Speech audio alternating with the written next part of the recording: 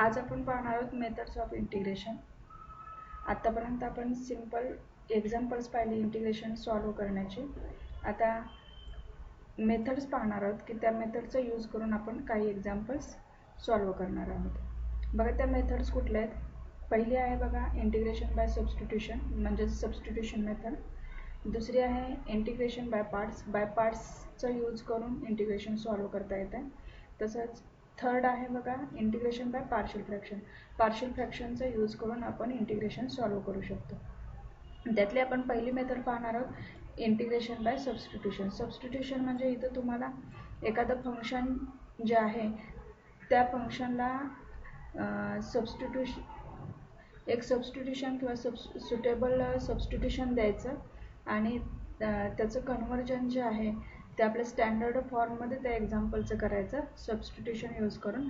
आणि मग स्टँडर्ड फॉर्ममध्ये झाल्यानंतर आपल्याला त्याचा डायरेक्ट फॉर्म्युला यूज करता येतो, त्यानुसार आपण तो यूज करायचा। त्यापैकी स्टँडर्ड फॉर्म कुठले आहेत बघा की त्यामध्ये आपण आपले एक्झाम्पल कन्वर्ट करू शकतो। जसे आपण स्टँडर्ड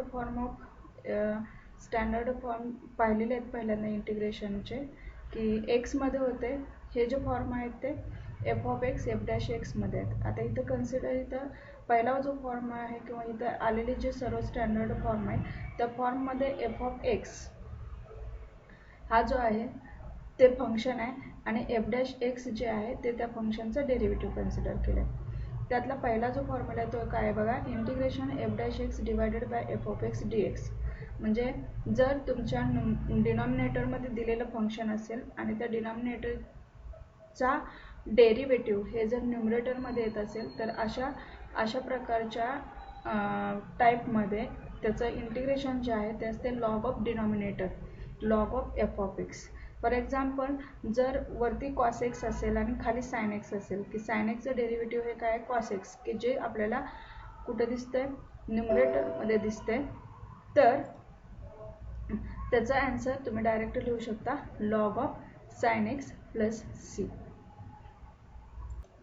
नेक्स्ट फॉर्म्युला आहे integration f of x raise to n into f dash x d x is equal to बघा एफ ऑफ एक्स त्याचा घातांक एन असेल आणि त्या एफ ऑफ एक्सचा डेरिव्हेटिव्ह हे जर त्याला मल्टिप्लाय असेल तर अशा फंक्शनचं इंटिग्रेशन जे आहे ते असते f of x raise to n plus one divided by n plus one plus C.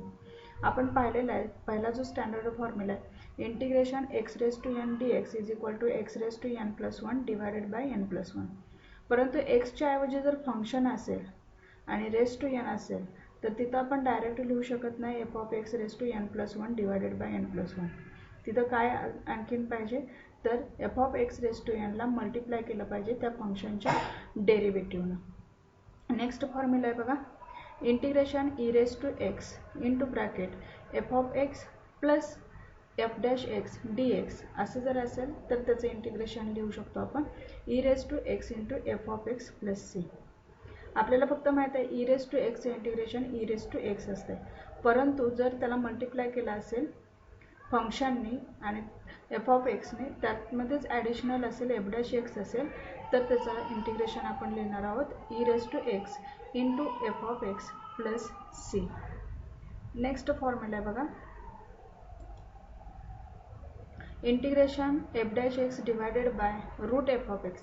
पहिला जो आपण फॉर्म्युला पाहिलेला होता integration f dash x divided by f of x d x त्याचं काय लिहित होतो आपण log of f of x. परंतु डिनॉमिनेटरमध्ये एफ ऑफ एक्सच्या ऐवजी जर रूट एफ ऑफ एक्स असेल आणि त्या एफ ऑफ एक्सचं डेरिव्हेटिव्ह हे जर अंशात येत असेल तर त्याचं इंटिग्रेशन काय असते 2 times root of f of x plus C.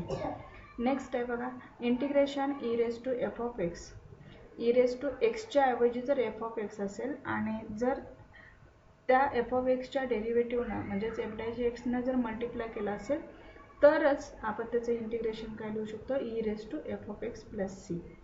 Next formula आहे बघा integration a raise to f of x ईच्या ऐवजी ए हा काय असेल कॉन्स्टंट असेल into f dash x d x असं जर असेल तर त्याचं इंटिग्रेशन असणार आहे a raise to f of x divided by log a to the base e plus C.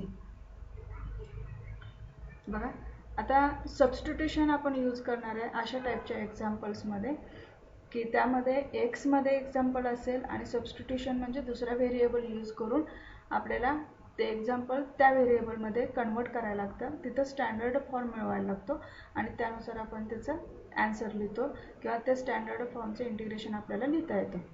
आता सबस्टिट्यूशन यूज करणार म्हणजे आपण इथं सबस्टिट्यूट काय यूज करायचं असते तर दिलेलं फंक्शन हे एफ ऑफ एक्स हे दुसऱ्या व्हेरिएबलमध्ये कन्सिडर करायचं असते, पुटअप करायचं असते.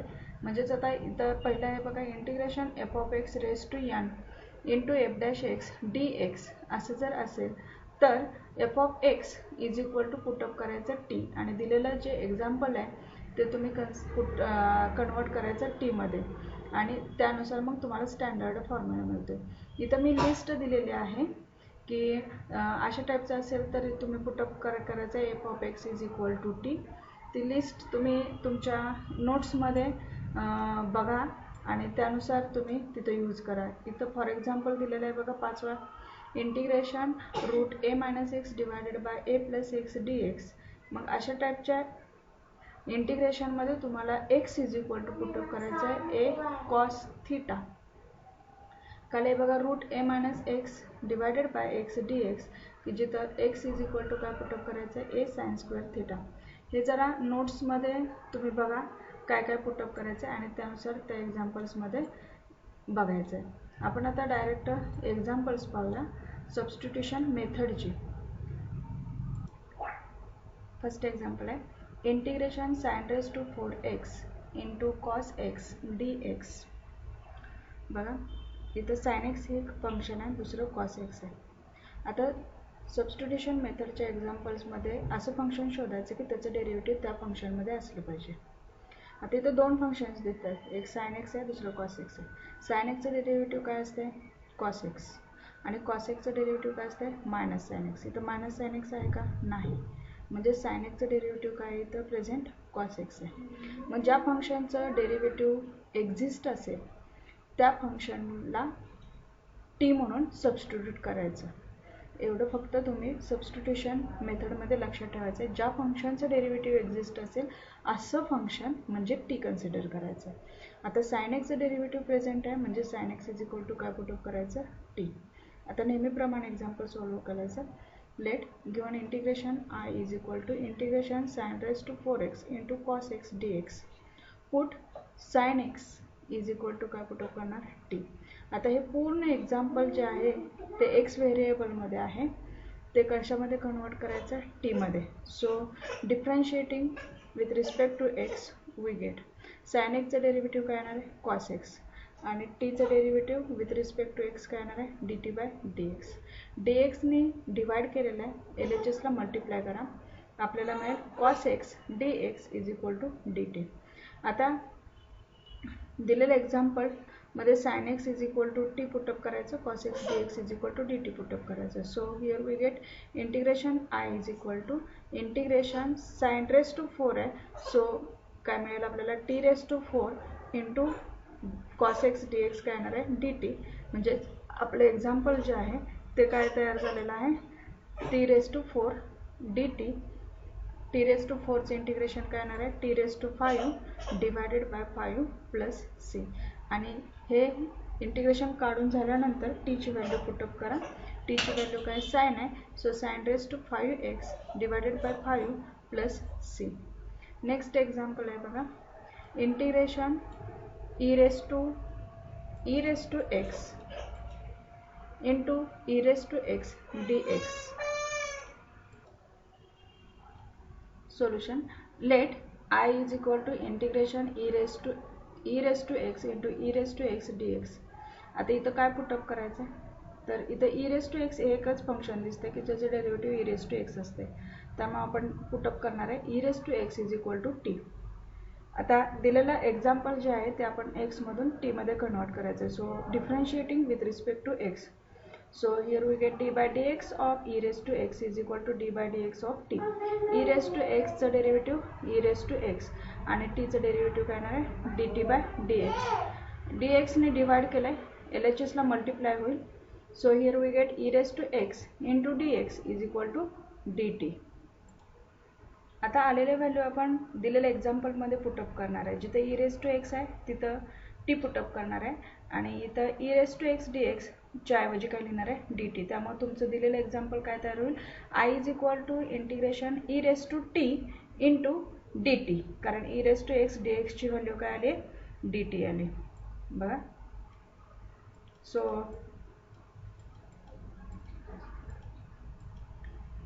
I is equal to integration e raised to t dt. आता e raised to t चं इंटिग्रेशन काय असते e raised to t. So here we get e raised to t plus c. And last ला t ची value put up करा, काय आहे ती e raised to x. So here we get I is equal to e raised to of e raised to x plus c. Next example आहे बघा, evaluate integration cos cube x into sin square x dx. Let integration I is equal to integration cos cube x into sin square x dx. आता इथं दोन function आहेत sin x आणि cos x. sin x चं derivative cos x असते, इथं आहे cos x आणि cos x नाही cos cube आहे आणि cos चं डेरिव्हेटिव्ह असते मायनस sin x. इथं मायनस sin x नसून sin square आहे. मग इथं आपल्याला प्रश्न पडतोय की sin x is equal to t put up करायचं की cos x is equal to t put up करायचं. आता इथं cos क्यूब x आहे, इथं sin स्क्वेअर x आहे. आता दोन्हीपैकी एकाचं कन्व्हर्जन आपल्याला cosचं sin मध्ये किंवा sinचं cos मध्ये करावं लागेल. आता cos क्यूब जे आहे त्याची फोड आपण करू शकतो cos square x into cos x, की जेणेकरून sin x चं डेरिव्हेटिव्ह cos x आपल्याला मिळेल. आता त्यानुसार इथं cos स्क्वेअर आले. आता cos स्क्वेअर साठी आपल्याला साइन मध्ये कन्वर्जन करायचे, त्यासाठी आपण फर्स्ट आयडेंटिटी यूज करणार आहे, काय आहे ती sin square x plus cos square x is equal to 1. So cos square x is equal to काय व्हॅल्यू मिळते 1 मायनस sin स्क्वेअर x. ती व्हॅल्यू इथं पुटअप केली, ब्रॅकेटमध्ये cos स्क्वेअर x ची व्हॅल्यू लिहिली 1 minus sin square x into हा sin square x पहिल्यांदा लिहिला आहे आणि cos x dx नंतर लिहिलेला आहे. आता बघा इथं जे तुमचं एक्झाम्पल तयार झालेलं आहे ते काय झाले 1 मायनस sin स्क्वेअर म्हणजे sin आणि cos x, की जिथं sin x चं डेरिव्हेटिव्ह काय मिळते तुम्हाला cos x आहे. आता sin x चं डेरिव्हेटिव्ह cos x जर आपल्याला मिळत असेल तर आपण पुटअप करणार आहे sin x is equal to t. Put sin x is equal to t. आता परत डेरिव्हेटिव्ह घेणार आहे differentiating with respect to x. d by dx of sin x is equal to d by dx of t. sin x चं derivative cos x आणि t चं dt by dx. dx ने divide केले LHS ला घ्या, काय होणार आहे cos x dx is equal to dt. आता दिलेलं इक्वेशन 1 बिकम्स, त्याच्यामध्ये व्हॅल्यू पुटअप करणार आहे, काय येते 1 minus sin square x into sin square x into cos x dx होतं. आता 1 मायनस sin म्हणजेच काय असणार आहे t square into sin square आहे परत, so we get t square आणि cos x dx ची व्हॅल्यू काय लिहिणार आहे dt. आता हे पूर्ण एक्झाम्पल तुमचं कशामध्ये झालंय कन्वर्ट, तर टी मध्ये झालेलं आहे. टी स्क्वेअरने आतमध्ये मल्टिप्लाय करा, 1 into t square that is the t square minus t raise to 4 t square into t square काय येणार आहे टी रेस टू 4 dt. आता सेपरेट इंटिग्रेशन करा, integration t square dt minus integration t raise to 4 dt. T स्क्वेअरचं integration येईल t cube by 3 minus t raise to 4चं integration t raise to 5 divided by 5 plus c. हे झालं तुमचं answer. परंतु हे आन्सर टी मध्ये आपल्याला दिलेलं एक्झाम्पल एक्स मध्ये, टीचं कन्वर्जन एक्स मध्येच, म्हणजेच व्हॅल्यू आपल्याला टीची व्हॅल्यू तिथं पुटअप करावी लागणार आहे एक्स मधली. टी म्हणजेच आपण काय कन्सिडर केलेलं आहे sine x. So here we get sine cube x divided by 3 minus sine raised 5 x divided by 5 plus C. Next example आहे बघा, evaluate integration dx divided by x into cos square of log x. आता इथं दोन function आहेत, एक आहे cos of log x आणि दुसरं आहे log x. आता cos x चं डेरिव्हेटिव्ह तुम्हाला माहिती आहे मायनस, ते काही दिसत नाही आहे. log x चं डेरिव्हेटिव्ह काय असते 1 अपॉन x, ते मात्र इथं दिसतंय 1 अपॉन x बघा. आता let I is equal to integration dx divided by x into cos square of log x. log x चं डेरिव्हेटिव्ह 1 अपॉन x इथं दिसतंय, त्यामुळे आपण पुटअप करणार आहे, तिथं त्याचं डेरिव्हेटिव्ह एक्झिस्ट असल्यामुळे log x is equal to t. Put log x is equal to t. Differentiate with respect to x. d by dx of log x is equal to d by dx of t. So log एक्सचं derivative आहे 1/x is equal to टीचं dt by dx. dxने divide केलं आहे, LHSला multiply होईल 1/x into dx is equal to dt. So here we write given example as I is equal to integration 1/cos square of log x आणि 1/x हा separate घेऊया 1/x dx. आता put up करा log x is equal to t आणि 1/x dx त्याच्याऐवजी काय लिहिणार आहे dt. So here we get equation 1 becomes I is equal to integration 1/cos square आहे तसंच राहील, log x च्या ऐवजी येणार आहे तर t आणि 1/x dx च्या ऐवजी लिहिणार आहे dt. म्हणजे तुमचं एक्झाम्पल तयार होईल 1/cos square of t dt. आता त्याचं इंटिग्रेशन करायचं आहे. 1/cos square काय असतंय 1/cos square that is the sec square. So integration sec square t dt, sec square चं integration tan t plus c आणि लास्टला t ची व्हॅल्यू पुटअप करायची tan of log x plus c. Next example आहे बघा.